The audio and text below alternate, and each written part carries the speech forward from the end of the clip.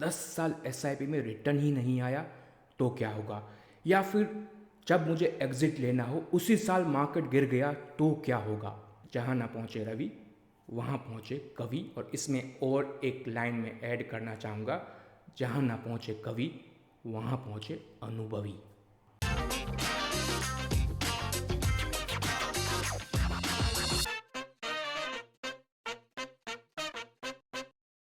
जय हिंद दोस्तों। रिसेंटली हमारे एक क्लाइंट ने हमें पूछा कि अगर 5 साल या 10 साल एसआईपी में रिटर्न ही नहीं आया तो क्या होगा, या फिर जब मुझे एग्जिट लेना हो उसी साल मार्केट गिर गया तो क्या होगा। दोस्तों, उनको तो हमने कुछ डेटा के साथ जवाब दिया, बट फिर मेरे मन में भी ये विचार आया कि अगर हमारे क्लाइंट के मन में ये सवाल आया है तो डेफिनेटली बाकी सारे इन्वेस्टर के मन में भी ये सवाल आता होगा। और रिसेंटली एक बहुत बड़े फंड मैनेजर ने भी इस पर कमेंट किया है कि आने वाले कुछ समय में नेगेटिव रिटर्न भी आ सकता है। तो दोस्तों, हमने सोचा कि हिस्टोरिकल डेटा चेक किए जाए और आपके सामने हिस्टोरिकल डेटा रखे जाए, ताकि आप समझ पाए कि मार्केट में अगर नेगेटिव या लंबे अवधि का अगर आप देखें तो कंसोलिडेशन पीरियड आए तब किस प्रकार का अगर आप देखें रिटर्न बनता है और उसमें आपको क्या करना चाहिए, या फिर अगर आपको एग्जिट लेना हो तो एग्जिट की स्ट्रेटजी आपकी कैसे आपको बनानी चाहिए, ताकि आपका जो इम्पैक्ट कॉस्ट हो वो पॉजिटिव या नेगेटिव साइड थोड़ा एवरेज आउट हो पाए। तो इसके बारे में हम आज के वीडियो में चर्चा करेंगे। तो मैं अनुरोध करना चाहूँगा दोस्तों आप सभी से, इस वीडियो को ध्यान से देखिए। आपके मन में भी ये सवाल आ रहा होगा, आपके दोस्तों के मन में भी शायद ये सवाल आ ही रहा होगा, क्योंकि पिछले 1-2 सालों से एसआईपी का रिटर्न धीरे धीरे नेगेटिव की तरफ बढ़ रहा है। वीडियो को पूरा देखना है और अपने दोस्तों के साथ, परिवारजनों के साथ इस वीडियो को आपको शेयर भी करना है। दोस्तों, आगे बढ़े उससे पहले आपके स्क्रीन पर डिस्क्लेमर आ रहा है, mutual fund investment are subject to market risk, please read all scheme related document carefully before investing. दोस्तों, इस वीडियो में हम कुछ एग्जाम्पल लेंगे, वो कोई रिकमेंडेशन नहीं है, हिस्टोरिकल डेटा है। हिस्टोरिकल डेटा फ्यूचर में अगर आप देखें रिपीट न भी हो, क्योंकि mutual fund investment are subject to market risk, तो ये समझ के ही इस वीडियो को आप एज ए इंफॉर्मेटिव वीडियो ही कंसिडर कीजिएगा। दोस्तों, हमने कुछ पुराने फंड के डेटा चेक किए कि अगर किसी इन्वेस्टर ने मार्केट के सबसे खराब समय में एसआईपी शुरू की होती तो उनको कैसा रिटर्न मिला हुआ, और सबसे खराब समय में उन्होंने एग्जिट लेने का ट्राई किया तो उनको कैसा रिटर्न मिला हुआ है। तो अलग अलग फेज के हमने रिटर्न के डेटा चेक किए जो हम आपके सामने रख रहे हैं। कुछ ही बहुत पुराने फंड है, 93, 94, 95 में जो फंड लॉन्च हुए थे उनके कुछ ही डेटा अवेलेबल है जो हम आपके सामने रख रहे हैं। 2-3 फंड का हम एग्जाम्पल लेंगे ताकि आप ठीक से समझ पाए कि किस प्रकार से आपको अलग अलग मार्केट में कैसा रिटर्न मिल सकता है, और अगर ऐसा रिटर्न मिल रहा हो तो आपका आगे का स्टेप क्या होना चाहिए। तो दोस्तों, सबसे पहले एक बहुत ही पुराना फंड है Tata large and mid cap fund. दोस्तों, ये फंड अगर आप देखें तकरीबन 95 में लॉन्च हुआ था, 96 से डेटा अवेलेबल है, तो वो हमने आपके सामने रखा है। दोस्तों, एक फेज था 93 या 94 से लेके तकरीबन 2003। ये तकरीबन आप देखें एस नरेन ने भी इसके बारे में चर्चा की थी कि ये समय में कुछ रिटर्न नहीं आया था, ऐसा फिर से रिपीट हो सकता है।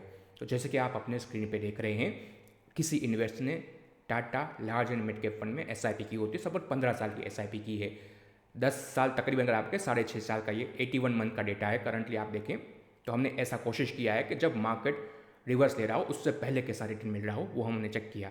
तो 96 से लेके 2003 इस फेज में कोई रिटर्न ऑलमोस्ट नहीं मिला था। जैसे कि आप देख रहे हैं 81,000 का निवेश हुआ है, हज़ार रुपये की एसआईपी तकरीबन 6-6.5 साल तक, और आपका रिटर्न कितना है 3.5%। सोचिए उस समय पे जब आपका पीपीएफ जैसा प्रोडक्ट 15% रिटर्न दे रहा था, या फिर एफडी में भी आपको 9-10% रिटर्न मिल रहा था, तब आपने म्यूचुअल फंड में एसआईपी कर दी। जनरली उस समय पे कोई एसआईपी करता नहीं था, बट आपने कर दी, आपको 6 साल के बाद रिटर्न मिल रहा है 3.5% का।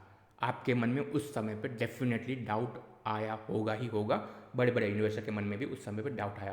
पर दोस्तों, उसके बाद एक बड़ा फेज शुरू हुआ इंडिया के ग्रोथ स्टोरी का, 2004 से 2006-7 तक की जर्नी, जहाँ पे एक बहुत बड़ा मेगा बुल रन कहते हैं इक्विटी मार्केट का आया।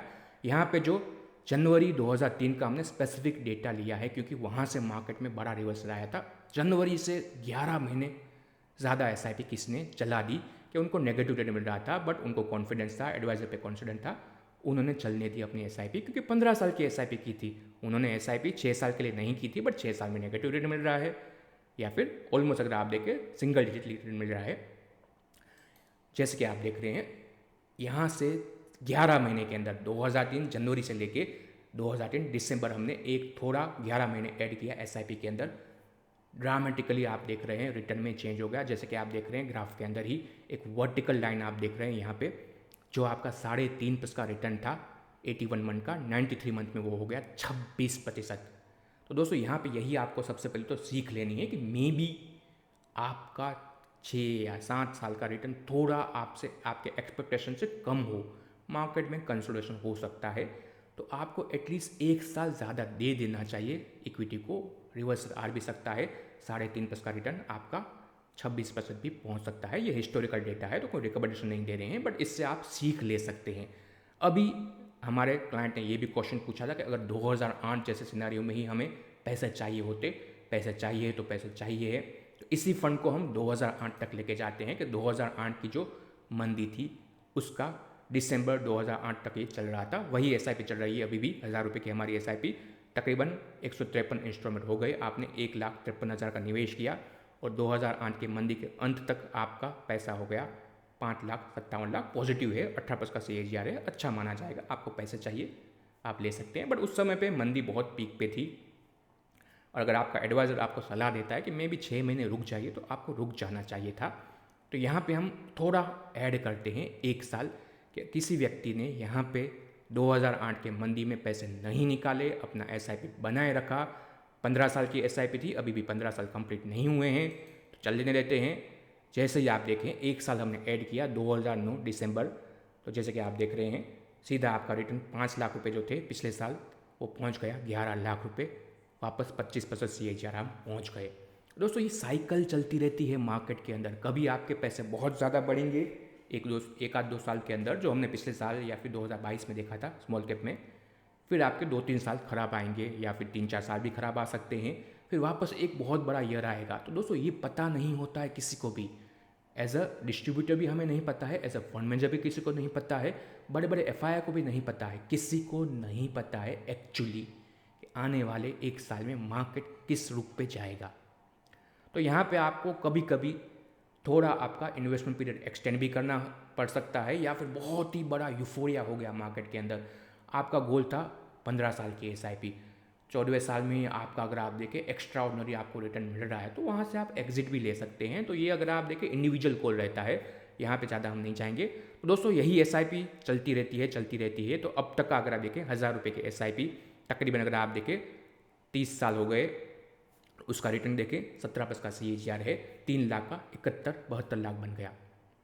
लॉन्ग टर्म में 25 साल 30 साल में आपका 5 साल का जो आपका कंसोलिडेंस पीरियड है वो भी लोग भूल जाते हैं। जैसे कि आप यहाँ पे देख रहे हैं 96 से लेके तकरीबन 2003, यहाँ पे दिख भी नहीं रहा है आपके चार्ट में कि वो नेगेटिव था।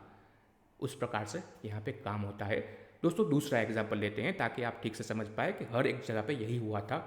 सेम वे पे SBI का भी एक large and mid cap fund है। उस समय पे स्मॉल कैप फंड ज़्यादा लॉन्च नहीं हुए थे। तकरीबन 2005 के आते आते स्मॉल कैप कैटेगरी एक क्रिएट होना शुरू हुई थी। तब उससे पहले ज़्यादातर large cap, large and mid cap, या फिर आप देखें तो फ्लैक्सी कैप टाइप फंड ही ज़्यादा चलते थे। तो हमने दूसरा एग्जाम्पल लिया SBI का।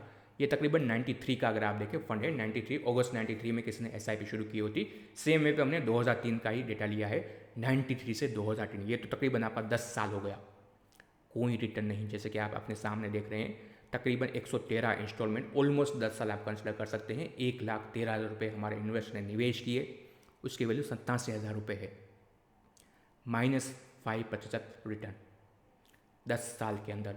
अब क्या किया जाए?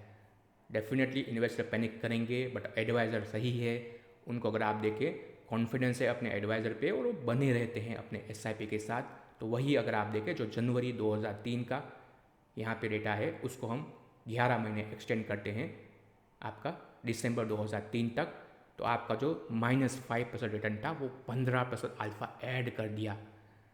जो आपका 87,000 रुपये था तकरीबन 11 महीने पहले, वही अगर आप देखें 2,13,000 रुपये बन गए, 10+ का CAGR आपका पहुंच गया। तो 6-7 महीने आपको ऐड करना है तो कर सकते हैं। ख़राब समय में आपको थोड़ा अपना इन्वेस्टमेंट पीरियड बढ़ाना चाहिए। यहाँ पे कोई राइट आंसर नहीं होता है मार्केट में। अलग अलग प्रकार के सिनारियों में आपको उस समय पे जो आपको सही में ठीक लगे वो आपका अप्रोच लेना चाहिए, या फिर अपने एडवाइजर से कंसल्ट करके आपका डिसीजन लेना चाहिए। हमारे कोई भी क्लाइंट हमें पूछे बिना पैसे नहीं निकालते हैं, वो हम उनको पहले ही बताते हैं। अगर आपको कोई डाउट हो पहले मुझे पूछिए, उसके बाद हम मिलकर डिसीजन लेंगे। बट अगर आप डायरेक्ट में कर रहे हैं तो आपका डिसीजन आपका ही रहेगा, वो भी आपको समझना पड़ेगा। तो यही SIP हम 2008 तक लेके जाते हैं। चलो, जैसे कि आप देख रहे हैं 2008 का मंदी, दिसंबर 2008, 1000 रुपये की SIP चल रही है तकरीबन। अगर आप देखें तो आपका 15 साल हो चुका है, 14% रिटर्न है, अच्छा खासा रिटर्न। फिर भी अगर आप देखें करेक्शन के बाद अच्छा खासा रिटर्न ये माना जाएगा। 2008 की मंदी में तकरीबन 40% NAV गिर चुके थे, तो आप समझ रहे हैं कि कितना बड़ा करेक्शन आ चुका था। फिर भी आपको ठीक ठाक मिल रहा है, इतना अच्छा नहीं कहूँगा मैं, ठीक ठाक मिल रहा है। आप ले भी सकते थे, डर के मारे लिया तो ठीक है, बट अगर आप बने रहें तो जैसे कि आप देख रहे हैं 1 साल के अंदर आप देखें तो आपका जो रिटर्न है कितना बढ़ गया, 19% CAGR पहुँच गया। और यही SIP हम कंटिन्यू करते हैं तकरीबन। अगर आप देखें अब तक तो अच्छा खासा, अगर आप देखें आपका 16% का CAGR रिटर्न बढ़ रहा है। 3.5 लाख का निवेश है, 90 लाख की वैल्यू बन रही है 1000 रुपये की SIP से। दोस्तों यही मार्केट है, यही SIP है। जितना लॉन्ग टर्म आप करेंगे उतना वो बेटर होती जाएगी। कभी कभी ख़राब समय भी आएगा दोस्तों, इसके बारे में भी चर्चा करेंगे कि long term short term approach कैसे लेनी है। सबसे पहले तो आप 5 साल के लिए SIP कर रहे हैं तो 30 साल का रिटर्न आपके लिए कोई मायने नहीं रखता है, उसके बारे में थोड़ी देर में चर्चा करते हैं दोस्तों। और एक फंड का डेटा चेक कर लेते हैं। ये अगर आप देखें फ्रैंकलिन का एक फंड है, पूरा डेटा नहीं चाहेंगे। Franklin India blue chip fund large cap category का फंड था, 1993 में लॉन्च हुआ था। 2000 अगर आप देखें 8% डेटा हमने यहाँ पे कंसिडर किया है। सबसे ख़राब पीरियड में आपने एग्जिट ले लिया तो भी आपको 23% रिटर्न मिल रहा है। तो ये जो फंड है इसने अगर आप देखें तो 2003 के मंदी में भी इतना गिरा नहीं था, क्योंकि ये TMT जो बबल था उसमें इन्होंने ज़्यादा पार्टिसिपेट नहीं किया था। तो इसका अगर आप देखें रिटर्न बेटर 23% का CAGR है, तो ये भी एक बेहतरीन फंड उस समय पे था। अभी हम कमेंट नहीं करेंगे इस पर दोस्तों। मार्केट में ऐसी साइकिल चलती रहेगी तो आपको साइकिल के हिसाब से अपना थोड़ा बहुत फ्लेक्सिबिलिटी रखना पड़ेगा, और अपने अगर आप देखें इन्वेस्टमेंट प्रोसेस को भी उसके हिसाब से एडॉप्ट करना पड़ेगा। सबसे पहले तो आपका टाइम फ्रेम आपके कंट्रोल में होना चाहिए। मुझे लॉन्ग टर्म के लिए निवेश करना है, ये कोई गोल नहीं हो गया दोस्तों। जो लोग ये सोचते हैं लॉन्ग टर्म के लिए मुझे निवेश करना है, वही सबसे पहले अपना एग्जिट ढूंढते हैं जब मार्केट में ख़राब समय आता है। बट अगर जो हमने 2-3 वीडियो अभी रिसेंटली बनाए थे रिटायरमेंट पे, चाइल्ड फंड पे, हमारा गोल ही यही है कि हम ऐसी कैटेगरी में निवेश कर रहे हैं जो गोल बेस्ड कैटेगरी हो, ताकि आपको पता है कि मैं क्यों निवेश कर रहा हूँ, किस लिए निवेश कर रहा हूँ। लॉन्ग टर्म के लिए नहीं कर रहा हूँ, मेरे बच्चों के एजुकेशन के लिए कर रहा हूँ, या फिर अपने रिटायरमेंट के लिए कर रहा हूँ जो आने वाले 25 साल के बाद है। 1 महीने के बाद नहीं है, 1 साल के बाद नहीं है, 3 साल के बाद नहीं है, 25 साल के बाद है। जब ये आपको पता होगा तो आज जो मार्केट में चल रहा है, 1 साल से SIP ख़राब चल रही है, आपका रिटर्न सिंगल डिजिट में आ गया है, कुछ लोगों का तो नेगेटिव में पहुंच गया, ये सारी जो आपके मन में इफ़ एंड बट है वो निकल जाएंगे जब आपका गोल एक डिफाइन रहेगा दोस्तों। उसमें एक सबसे बड़ा पैरामीटर रहता है गोल डिफाइन के लिए। हमें सबसे पहले तो एक चीज़ चेक करनी है, लोग जनरली नहीं करते हैं चेक, SLR फ्रेमवर्क। इस पर भी हमने वीडियो बनाया था 2 फ्रेमवर्क के ऊपर, अगर आपने नहीं देखा है तो आप चेक कर सकते हैं। Safety, liquidity, return. आपको चाहिए क्या जब आप निवेश कर रहे हैं, तो कुछ आप सोच के आइए। सेफ्टी चाहिए, लिक्विडिटी चाहिए, या रिटर्न चाहिए। लोगों को रिटर्न तो चाहिए बट उनको सेफ्टी भी चाहिए। ये सब कुछ आपको इक्विटी मार्केट में साथ नहीं मिलता है। दोनों हाथों में लड्डू कभी भी आपको नहीं मिल सकते हैं, ये आपको समझना पड़ेगा। आपको सेफ्टी चाहिए, 6% 7% आपको FD में रिटर्न मिल रहा है, आपका टाइम फ्रेम कम है, 3 साल का मुझे निवेश करना है, तो मत आइए म्यूचुअल फंड में या बैलेंस फंड में जाइए। इक्विटी फंड 3 साल के लिए नहीं होते हैं। ये सबसे पहले आपको क्लियर माइंडसेट होना चाहिए। सेफ्टी चाहिए तो सेफ्टी के लिए अलग प्रोडक्ट होते हैं। लिक्विडिटी चाहिए, अलग अलग प्रकार के प्रोडक्ट अवेलेबल है मार्केट में। इवन डेट फंड में भी अलग अलग प्रोडक्ट अवेलेबल है, 1 साल 2 साल 3 साल के टाइम फ्रेम के लिए। हाइब्रिड कैटेगरी में आप जा सकते हैं। लिक्विड तो सारे फंड होते ही हैं, बट रिटर्न वाइज भी थोड़ा अगर आप कंसिडर करें तो लिक्विड प्लस रिटर्न आपको चाहिए तो आप अलग अलग बैलेंस फंड में जा सकते हैं। आपको रिटर्न आपका पहला प्रायोरिटी है, वो भी आपको देखना पड़ेगा कि आपके एज के हिसाब से SLR फ्रेमवर्क को आपको बैठाना पड़ेगा कि कहाँ पे वेटेज ज़्यादा चाहिए। अगर जो मेरे पास कोई व्यक्ति आता है जिसकी आयु है 30 साल की, तो उसके लिए मैं रिटर्न सबसे ऊपर रखूँगा, अगर वो डेफिनेटली अग्री करेगा, जनरली करते ही हैं 25 साल उनके पास टाइम फ्रेम होता है, तो रिटर्न मेरा पहला प्रायोरिटी है। हम जाएंगे मल्टी कैप या फिर स्मॉल कैप या फ्लेक्सी कैप या फिर मिड कैप या large and mid cap category जैसे फंड के अंदर। ये रिटायरमेंट फंड तो डेफिनेटली एक सबसे पहला चॉइस होता है। बच्चों के लिए एजुकेशन के लिए करना है, 18 साल का टाइम फ्रेम है, डेफिनेटली चाइल्ड फंड कैटेगरी है, अवेलेबल है। तो यहाँ पर रिटर्न सबसे पहले SLR में वेटेज ज़्यादा रखता है। तो ऐसे ही आपको अलग अलग असेट क्लास के लिए अपने टाइम फ्रेम के लिए वेटेज असाइन करना चाहिए। दोस्तों यहाँ पे ही सबसे ज़्यादा गलती होती है। 1 साल के लिए पैसे मार्केट में डालते हैं, 10 साल के पैसे FD में डाल दिए, LIC में डाल दिए या फिर किसी और प्रकार के फिक्स इनकम प्रोडक्ट में डाल दिए। उल्टा होना चाहिए। यहाँ पे आपका अगर शॉर्ट टर्म का पैसा है तो आप ऐसे कम रिस्क वाले प्रोडक्ट में जाइए। जहाँ पे आपका लॉन्ग टर्म का पैसा है, 10 साल, 15 साल, 25 साल का, उसको इक्विटी में डालिए। तब आपको बेटर रिटर्न मिलेंगे, बेटर रिस्क एडजस्टेड रिटर्न मिलेंगे। तो ये आपको समझना पड़ेगा ही पड़ेगा। दोस्तों आखिर में हमने जैसे बताया था एग्जिट कैसे लेना है। 2008 जैसा टाइम फ्रेम आ गया, 40% गिर गया और वहाँ पे आपको पैसे निकालने हैं। तो यहाँ पे एक कॉन्सेप्ट आता है सिस्टमेटिक विड्रॉल प्लान, STP भी कह सकते हैं। STP सिस्टमेटिक ट्रांसफ़र प्लान है और SWP सिस्टमेटिक विड्रॉल प्लान है। दोनों आप अप्लाई कर सकते हैं। आपने रिटायरमेंट के लिए निवेश किया है। मेरे क्लाइंट का रिटायरमेंट का गोल है 25 साल के बाद मैं 24वें साल में ही उनको विड्रॉल देना शुरू कर दूंगा या फिर उनका किसी हाइब्रिड कैटेगरी में उनका स्विचिंग करना हम चालू कर देंगे। वेट नहीं करेंगे कि 25 साल तो 25 साल तक ही रुकना है, नहीं। डायनेमिक हमारा डिसीजन रहता है, अलग अलग प्रकार के सिनेरियो में डिसीजन बदल भी सकता है। तो यहाँ पे systematic transfer plan, systematic withdrawal plan ये ऑप्शन है, ताकि जब 2008 जैसा सिनेरियो आए तो अगर आप सिस्टमेटिक वे पे निकालने जाएंगे, 2008 में अगर आपने दिसंबर में पैसे एक साथ ना निकाल के धीरे धीरे निकाले होते, सपोज़ कि आपने 6 महीने का SWP ले लिया, 6 महीने में सपोज़ आपका 10 लाख है, तो मैं हर महीने धीरे धीरे अपने पैसे निकालूंगा 10 महीने के अंदर लाख लाख रुपए। तो आप सोचिए कैसे आपका एडवांटेज आपको मिलेगा। रिकवरी के अंदर भी आपके थोड़े थोड़े अगर आप देखें ऊपर कहने भी निकलते जाएंगे। तो ये SWP, STP जैसे प्रोडक्ट अवेलेबल हैं, कॉन्सेप्ट अवेलेबल है। सब म्यूचुअल फंड में होता है। STP, SWP, SIP हर एक म्यूचुअल फंड में होता है। उपयोग कीजिए उसका।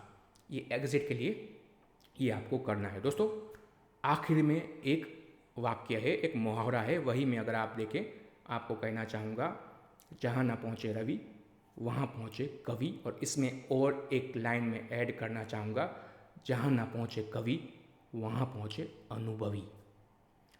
जितनी बातें मैंने यहाँ पे की, ज़्यादातर लोग इसको अगर आप देखें समझेंगे ज़रूर, बट जब आपको एक्सपीरियंस होगा बियर मार्केट का, 3 साल, 6 साल, 7 साल रिटर्न नहीं आएगा, तब आपका पेशेंस टेस्ट होगा। तो ये जो अनुभव है वो हम वीडियो से आपको डिलीवर नहीं कर सकते हैं। अनुभव आपको लेना ही पड़ेगा, उसको सहना ही पड़ेगा और उससे आपको आगे निकलना ही पड़ेगा। बट आशा यही करते हैं कि आप सोच समझ के डिसीजन लीजिए। दोस्तों एक बुक थी थिंकिंग फास्ट एंड स्लो, ये बुक आप ज़रूर पढ़ ली। जब आपको डिसीजन लेना है तो कौन सा डिसीजन आपको क्विकली लेना चाहिए, कौन सा डिसीजन आपको स्लोली लेना चाहिए, ये एक डिसीजन मेकिंग का आर्ट होता है। उसको आप चेक कीजिए, वो बुक आप देखिए, बेहतरीन बुक है, बिहेवियर फाइनेंस के ऊपर ज़रूर आपके पास होनी चाहिए। उसको पढ़िए, उसको समझिए और अपने लाइफ में इम्प्लीमेंट कीजिए। डिसीजन कभी कभी बहुत ही फास्ट लेने भी पड़ते हैं और कुछ ऐसे डिसीजन होते हैं जैसे कि आपका निवेश, आपको कब एग्जिट लेना है उसको आपको स्लोली लेना चाहिए। तो दोस्तों ये वीडियो यहाँ तक था। आशा करते हैं कि आपको इससे कोई वैल्यू मिली है। अगर मिली है तो मैं अनुरोध करूँगा आप सभी से वीडियो को शेयर कीजिए अपने दोस्तों के साथ, परिवारजनों के साथ। आखिर में फिर से डिस्क्लेमर रहेगा, mutual fund investment are subject to market risk. Please read all scheme related document carefully before investing. Thank you for watching. जय हिंद, जय महाकाल।